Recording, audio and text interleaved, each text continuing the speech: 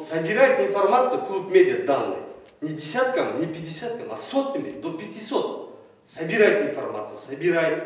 Это с какой целью? Бизнес-сектор, бизнес-ассоциация, некоторые уже начинают возмущаться, то есть нарушение их прав. Министерство юстиции как держатель персональных данных, мы должны их отвечать. Реестр, единый государственный реестр юстиции достаточно содержит информацию о юридическом лице.